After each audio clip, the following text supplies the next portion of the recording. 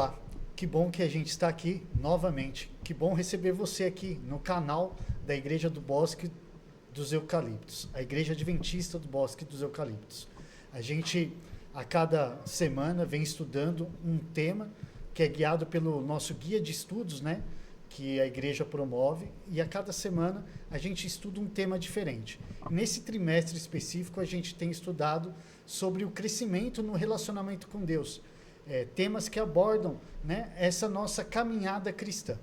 E essa semana a gente vai estudar sobre um desses temas que trata especificamente sobre a humildade e o orgulho.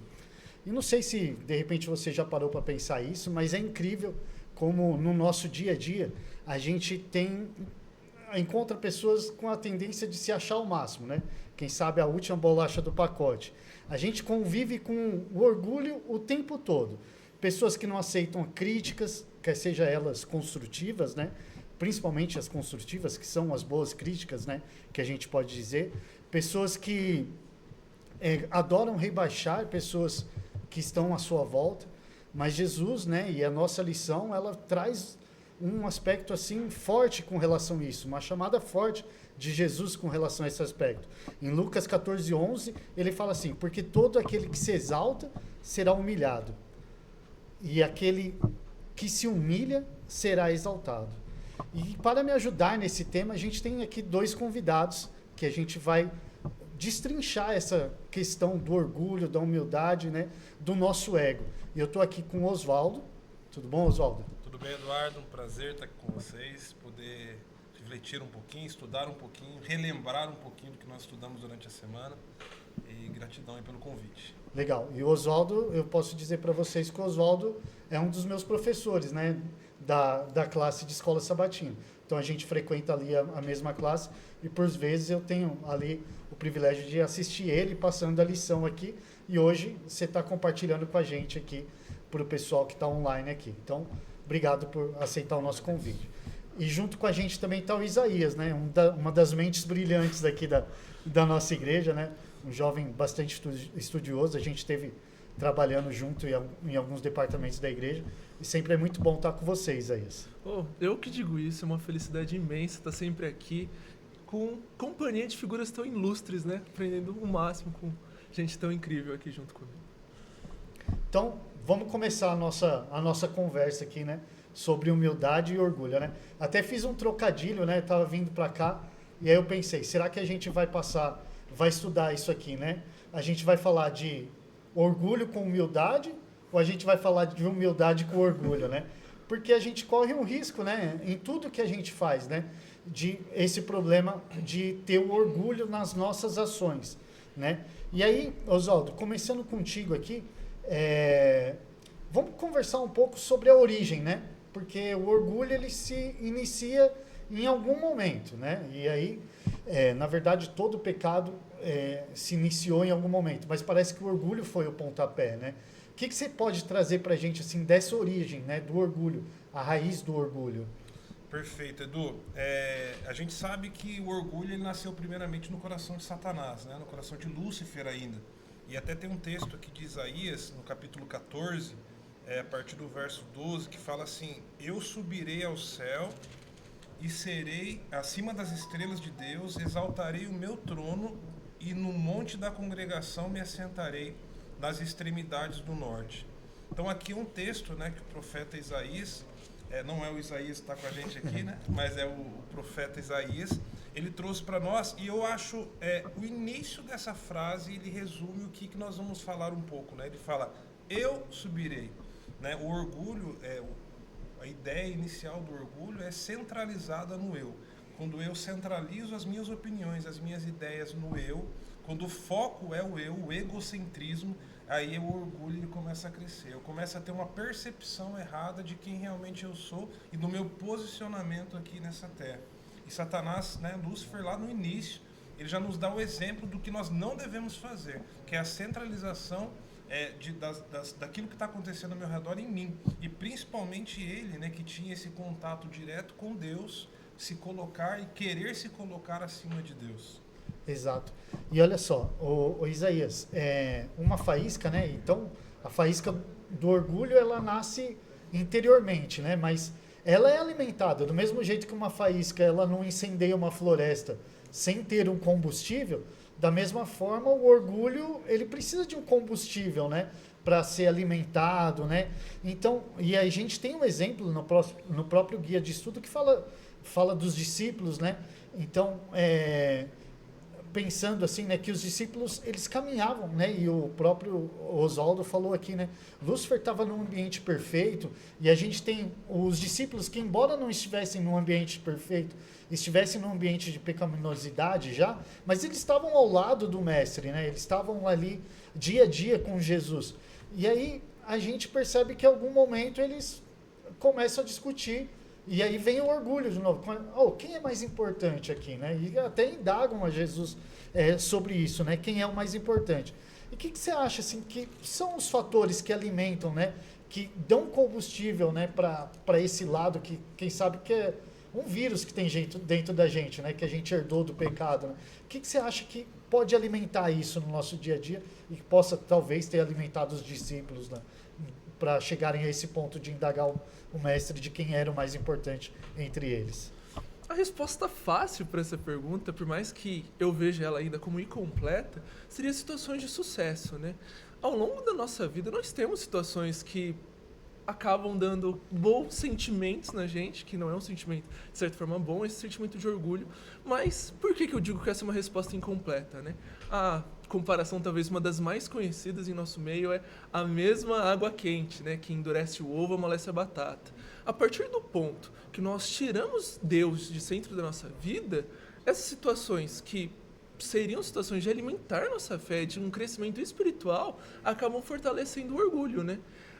Em João 1,24, em 1 João, 2,15, destaca muito bem isso, né? Que tudo que não tem Deus como foco da nossa fé acaba alimentando o orgulho e esse sentimento que não é um sentimento bom, né? O pecado original de Lúcifer acaba crescendo em meio da gente. Então o orgulho acaba sendo classificado como muitas vezes oposto à fé. Então uma pessoa muito orgulhosa, não é ilógico pensar que tem uma pessoa muito orgulhosa que é próxima de Deus.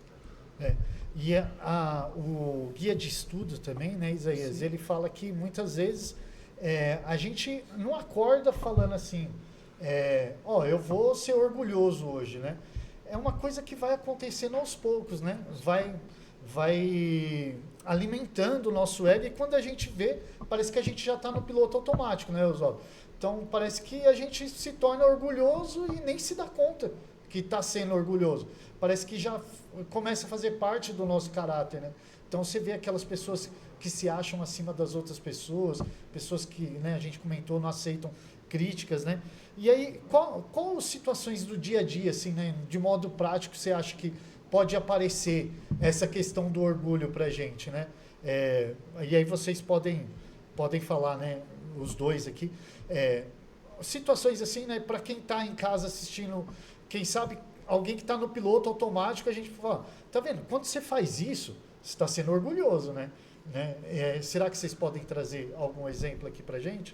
O Isaías vai falar, mas eu tenho uma historinha fictícia, né, que eu acho muito interessante, que um rapaz falou assim, não, eu vou ser humilde a partir de hoje, não sei se vocês já escutaram essa, ele pega um calendário e ele começa, hoje eu fui humilde, hoje ele conseguiu o primeiro dia, o segundo, quando ele chega no 30º dia, ele começa a comemorar, consegui, foi humilde, né? E aí o orgulho sopra dentro dele, perdeu no último dia, Perdeu. né?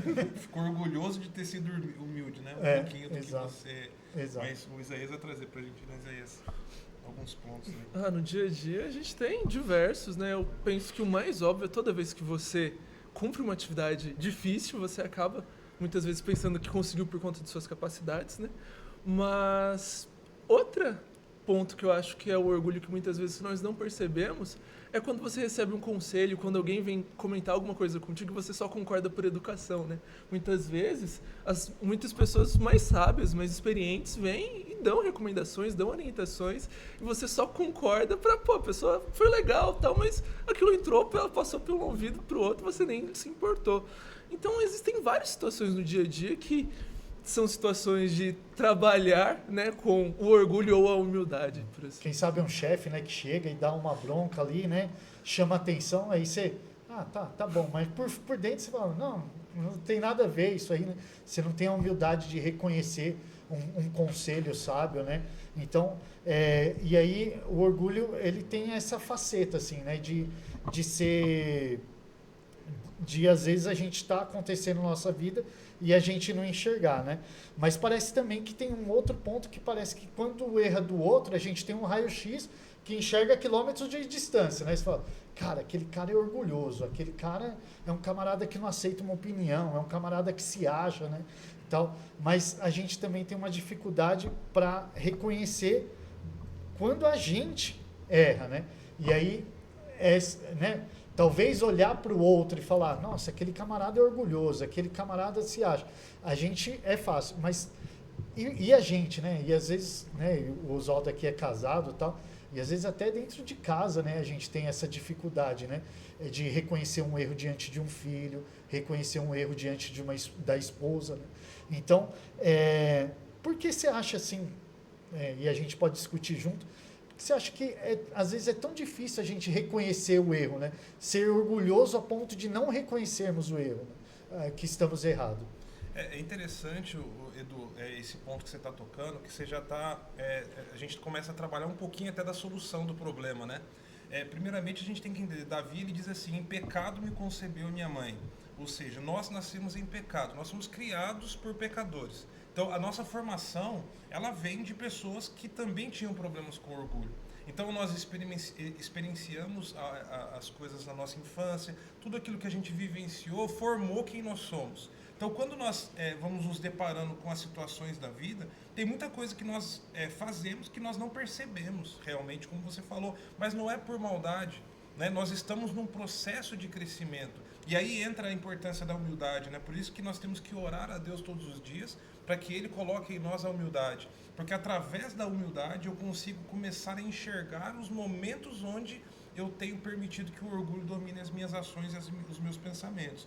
Então, a gente precisa entender que nós não vamos conseguir mudar essa realidade de uma hora para outra. É um processo. E por isso que é difícil, porque muitas vezes nós não percebemos, né? E aqui em 1 João capítulo 1, verso 9, o apóstolo ele traz para nós um texto que é muito conhecido, mas que traz um conforto para nós, né? Ele fala, se confessarmos os nossos pecados, Ele é fiel e justo para nos perdoar os pecados e nos purificar de toda injustiça. Então, o aspecto de humildade é pedir perdão mesmo por aquilo que nós ainda não temos consciência, né? Então é um processo, porque nós estamos lutando contra o nosso ego, nós estamos lutando contra a vergonha, né? Porque temos que nos expor muitas vezes quando nós é revelado aquele momento onde eu fui orgulhoso, né? Acho que a humildade é quase que um esvaziamento do nosso eu, né? Então, quando a gente é orgulhoso, a gente coloca o nosso eu num pedestal e não aceita, né, uma correção né, ou algo do tipo. Mas quando a gente procura raciocinar, esvaziar, que nem sempre a gente tem razão em tudo, né? Que às vezes alguma coisa a gente pode estar errado, então a gente começa a ter atitudes mais humildes. E a lição, ela aborda dois personagens assim, bem opostos, né? Que é uma parábola aqui, né? Do fariseu e do publicano, que os dois vão orar e um se acha lá, a última, né? Ele fala que ele ora, que ele jejua, que ele ajuda na igreja, né? Parafraseando aqui. Em contrapartida, a gente tem um outro que está lá no cantinho, no fundo da igreja, né? E fazendo a oração humilde, simplesmente pedindo assim, Senhor, tenha misericórdia de mim. E aí a gente vê um abismo, né? Entre o comportamento dessas duas pessoas, né? Entre o comportamento desses dois personagens.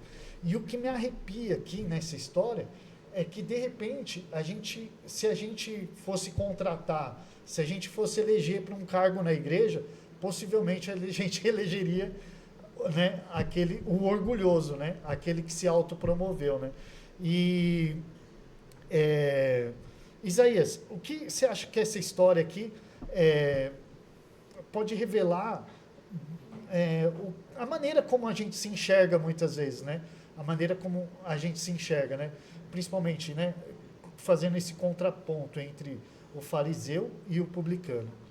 Eu acho que o principal, né, que é destacado nessa história, pelo menos quando eu li, eu percebi que nós não somos nem narradores, nem juízes confiáveis para dizer da nossa própria vida, né?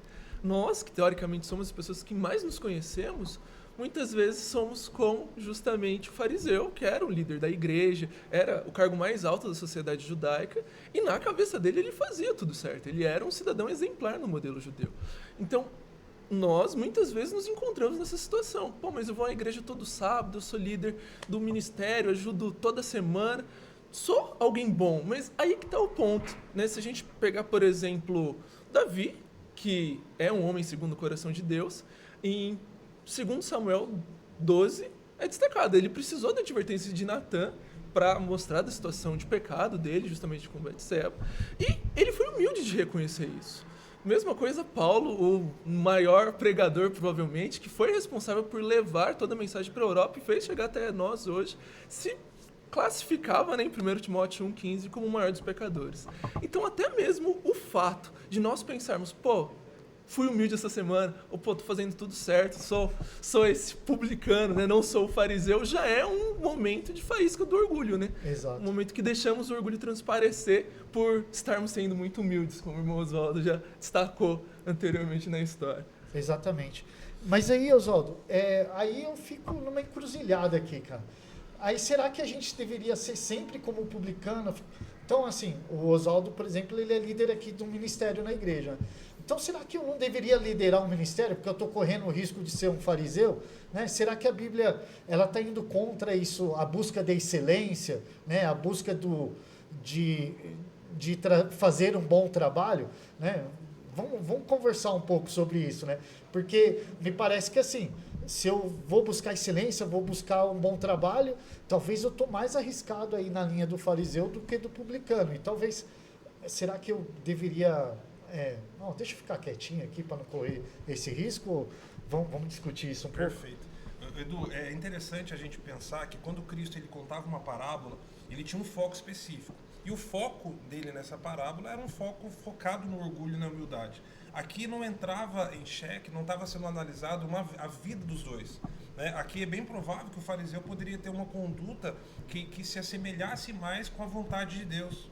E o publicano, talvez, ele representasse um povo que vivia envolto em pecados, né? Sabíamos que os publicanos eram cobradores de impostos e eles cobravam do próprio povo deles, né?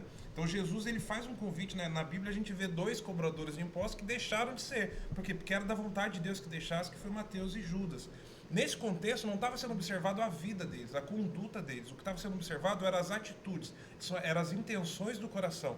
Então é nesse ponto que Jesus está trazendo esse conceito para nós. O Isaías, ele citou aqui Davi em relação a ser um homem segundo o coração de Deus. Da mesma maneira, não estava sendo avaliado nesse contexto a vida de pecado de Davi, e sim a maneira que ele lidava com o seu relacionamento com Deus, a facilidade que ele tinha de quebrantar o seu coração diante de Deus. Então aqui a gente tem que enxergar isso, né? Não é a minha conduta, não é a minha vida que está sendo avaliada em relação a minha vida de pecado, o meu relacionamento com Deus, o meu envolvimento na igreja, né? Como você citou, o meu cargo de liderança, não é isso. É a minha percepção com Deus em relação àquilo que eu faço. Então se eu sou utilizado por Deus em algum ministério na igreja ou na minha comunidade, mas eu sempre acredito a Deus aquilo que eu recebo.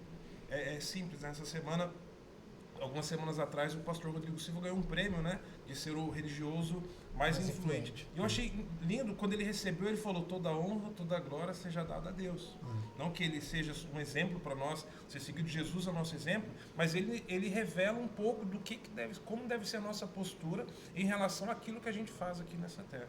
É o reconhecimento que a gente pode buscar a excelência, né? Então, fica aqui, né, para você de casa. Não tem um problema em você buscar a excelência, em você se promover num trabalho, numa atividade da igreja, mas contanto que você saiba quem é que está lhe dando essa capacidade. Porque essa capacidade não vem de você, né? O doador dessa capacidade é Deus. E aí, como você falou, então a honra e a glória por alcançar algum mérito ou algo, né? Isaías, né, aí lutou tanto, né, para passar em vestibulares e tal. A honra e a glória desse mérito é de quem? É de Deus, porque Ele capacitou, né? Ele te criou com uma mente né, que pudesse estudar, aprender, né? Lógico, teve sua parte no processo, mas Deus lhe capacitou, né? Então, acho que a grande diferença aqui, né, é quando a gente exerce algo que está, né, de liderança, de influência, que é visto, né, e para que as pessoas não enxerguem você, né, que de repente atua com liderança, como uma pessoa orgulhosa, você deve sempre reconhecer, né, como você usou a própria passagem aqui do Rodrigo Silva, né? Então, ele procurou a exaltação de Deus naquele momento em que, cara, é um momento de tentação pura, né? Do ego, você recebendo um prêmio entre tantas pessoas concorrendo. Duvido que não passe uma tentação no coração de qualquer um de se exaltar. Fala, eu consegui, né? Eu consegui. Mas você conseguiu, mas não foi só por suas forças. Foi pela capacitação de Deus, né? E falando de pessoas capacitadas, né? Falando de pessoas assim que têm bons currículos, a lição traz aqui a história de Moisés, né? Em Atos 7:22 diz com todas as letras que ele foi educado em toda a ciência dos egípcios e era poderoso em palavras e obras. Me parece que Moisés passava tranquilamente nos seus vestibulares aí. Mais fácil que eu, certamente. Mas, então, além de conhecimento, Moisés não tinha só conhecimento. Ele tinha prestígio, ele tinha poder, ele tinha força. Mas aí aconteceu lá o problema, né? Que a lição aborda, ele mata um egípcio, ele foge para o deserto, e aí aquele homem poderoso passa por um deserto, e depois a Bíblia traz ele como uma das pessoas mais mansas que existiram, né? E aí, Oswaldo, por que alguém com tanto potencial, né, como Moisés, né? Moisés, líder, inteligente, poderoso, poder, por que passar por um deserto? Já não tem tudo que precisa, né? Estou no auge aqui, eu não preciso de deserto. Será que ele, de fato, precisava aprender alguma coisa? Perfeito, Edu. Se a gente parar para analisar a nossa vida, você vai perceber, eu acho que todos nós percebemos, até quem está nos assistindo, que os momentos de maior crescimento na sua vida foram os momentos de dificuldade. Nós crescemos muito na dificuldade. Quando nós passamos por um momento difícil, nós crescemos.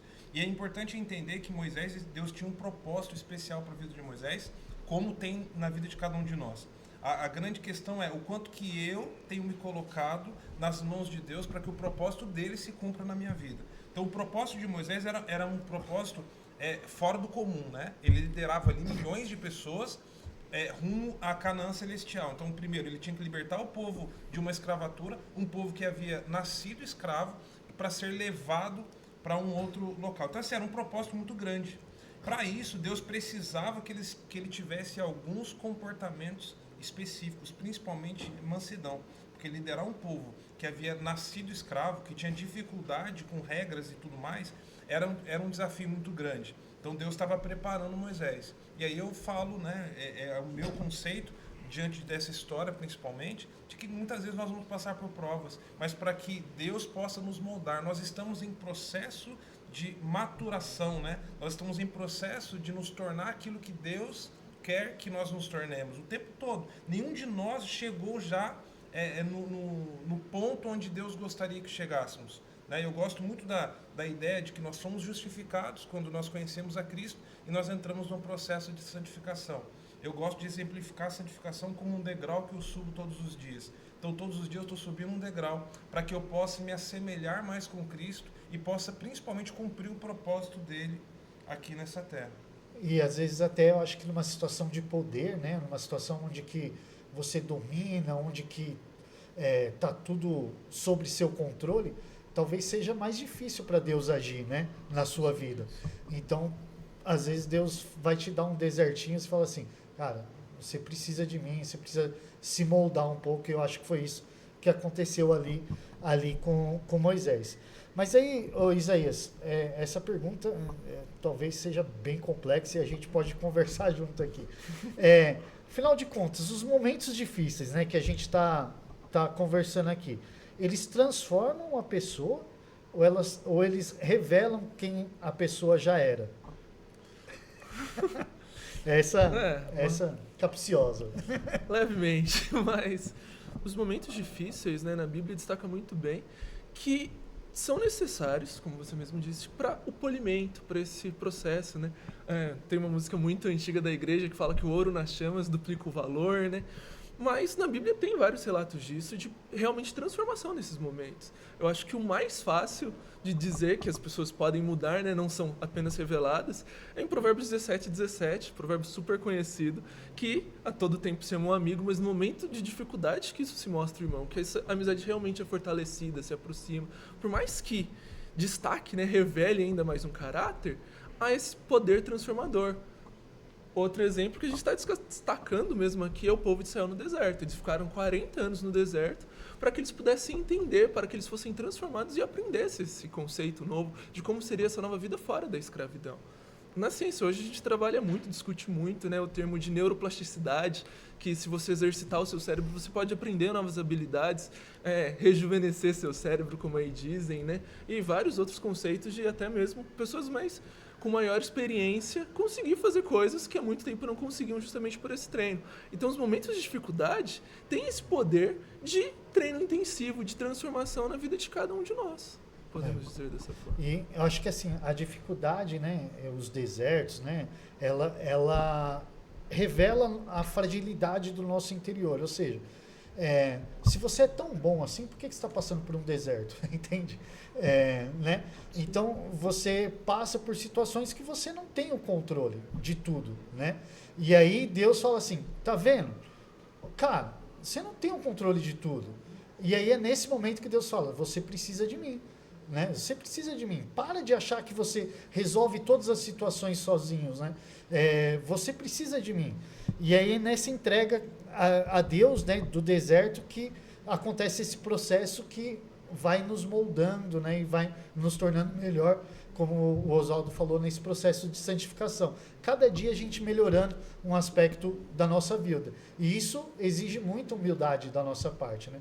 E por falar em humildade, a lição, um guia de estudo, traz o nosso exemplo maior de humildade e o exemplo que a gente deve perseguir, que é o exemplo de Jesus, né? E aí a gente tem uma contramão do mundo, né? Porque o mundo fala, suba, sobe, não importa. Se tiver que atropelar, atropela. Mas o importante é você subir, é autopromoção, né? Fala muito, né? Às vezes até no serviço, ó, cara, você tem que se autopromover, porque se você não se autopromover, o que vai acontecer, né? Então você tem que ser mais fariseu um pouco, né? Ó, eu sei, eu consigo, eu faço. E aí a lição traz o exemplo de Jesus, que é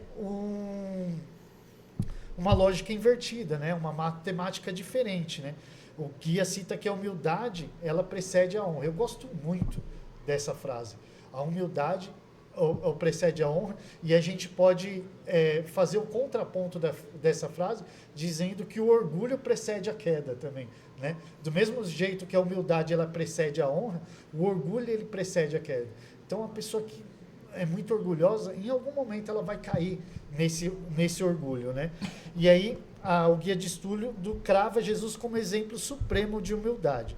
E aí, Isaías, continuando com você, o que o exemplo de Jesus revela de fato o que é ser grande, né? Será, né? Vamos trazer isso. Será que ser grande é tudo isso que o mundo está mostrando mesmo? O que o exemplo de Jesus pode nos trazer a respeito disso? Isso que é interessante, né? Porque Jesus, desde dos primeiros relatos dele aqui nessa terra, né, nos escritos dos seus primeiros anos, ele vem invertendo todo esse conceito, e não só esse, vários outros conceitos de o que é ser grande, o que é ser autêntico. Para Jesus, né, ele destaca muito bem aí que no céu, os maiores, né, os de maior importância entre assim, são os que mais fazem, os que mais servem, são os que na lógica comum seriam os mais, até nessa situação judaica e até hoje, os mais desprezados, os mais que fazem as situações de mais baixo cargo.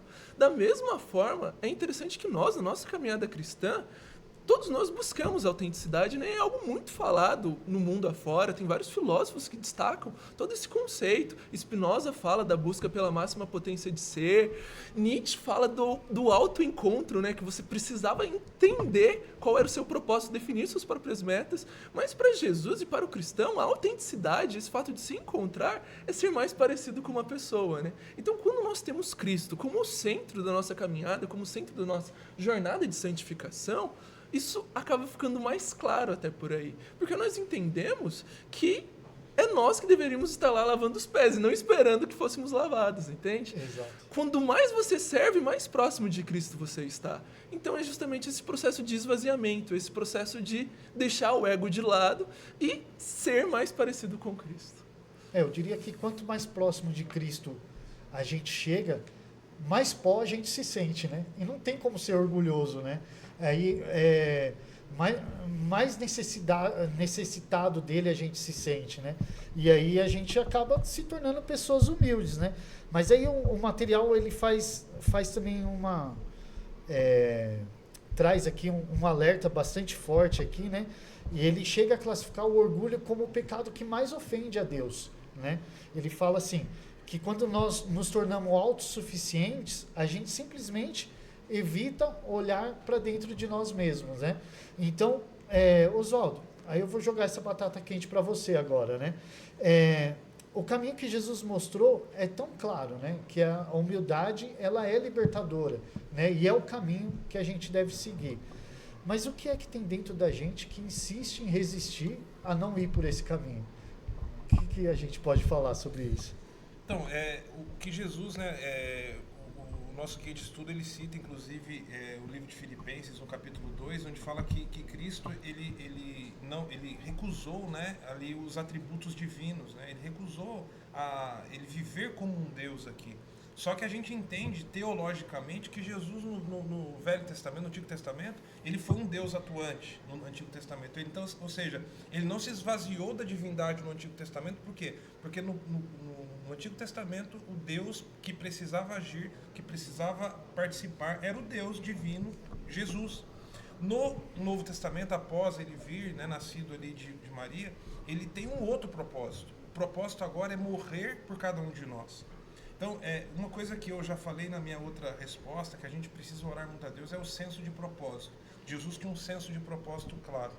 E o propósito dele era vir, servir e morrer por cada um de nós. Isso não apagou a imagem da divindade e da glória de Cristo. Tanto que ele vai vir como? Ele não vai vir humilde. Ele vai vir em poder e grande glória, porque esse é Jesus. Eu até volto um pouco rapidamente naquilo que você falou sobre a crise, ela revela quem nós somos, na realidade, na minha visão, nós somos criados à imagem e semelhança de Deus. E está sendo restaurada em nós, em todo dia, através do processo da santificação, a imagem de Deus. Então, não revela quem nós somos. Aquilo que acontece, todas as nossas ações pecaminosas, tudo aquilo que nós cometemos, o orgulho, ele vem de erros, de aprendizados, de crenças que foram imputadas sobre nós através do poder do mal, tanto nas nossas vidas como na vida dos nossos pais, dos nossos avós e da sociedade que a gente está inserido. Então, Cristo, ele entendeu muito claro o senso de propósito e nesse momento ele se esvazia de si para que o nome de Deus pudesse ser honrado e o propósito fosse cumprido. Então, qual é o nosso propósito aqui nessa terra? O principal propósito é revelar Cristo, é levar Cristo para as pessoas. Então, eu não tenho que ser o centro de tudo. Então, para que isso aconteça, é uma luta interna, onde eu gosto muito daquela música do Ronaldo Arco, né? Renunciar ao próprio eu é o primeiro passo a dar. Se eu não der o primeiro passo, que é renunciar ao meu próprio eu e revelar a Cristo, é muito difícil que eu cumpra o propósito dele aqui na minha vida. Então é uma luta constante, mas principalmente quando eu olho e enxergo o propósito de Deus na minha vida. Amém. A gente está chegando no nosso final, uma conversa muito gostosa que a gente está tendo aqui, de muitos insights assim interessantes para a nossa vida cotidiana. Então, de antemão, já quero agradecer a participação de vocês, tá, no nosso programa. Mas e para você que nos acompanhou até aqui, a grande lição desse nosso estudo é que o orgulho, ele é uma barreira de relacionamento com o nosso Deus. Ele nos impede de termos um relacionamento profundo com o nosso Deus. Agora, eu tenho uma pergunta para você. a gente quer se tornar grande, não é? O mundo fica falando, você consegue, você pode, você tem que se tornar, você tem que se autopromover. Mas eu quero perguntar agora para você, olhando nos seus olhos, quando é que você é grande? Com Deus ou sem Deus? Você não é muito maior quando Deus está do seu lado ou está dentro de você? Então, o convite para essa lição é: se esvazie, deixe Deus entrar no seu coração e não haverá grandeza maior do que essa. Um Deus dentro de você. Eu queria convidar você para a gente poder orar agora. Senhor nosso Deus, obrigado porque hoje nós entendemos e compreendemos a necessidade do Deus Salvador em nossa vida. Mas, infelizmente, a gente tem um vírus no nosso coração que é o pecado. E muitas vezes Satanás tem nos convencido através de tentações e várias outras formas de que a gente não precisa tanto de Ti. Mas, Senhor, nós queremos ser grandes. Mas nós queremos ser grandes não por resultado das nossas obras, mas nós queremos ser grandes porque nós temos um Deus dentro de nós. Então, por favor, Pai, habita no nosso coração, seja presente na nossa vida e nos ajude no processo de santificação. Obrigado pelo estudo que tivemos agora, Pai, em nome de Jesus. Amém, Senhor.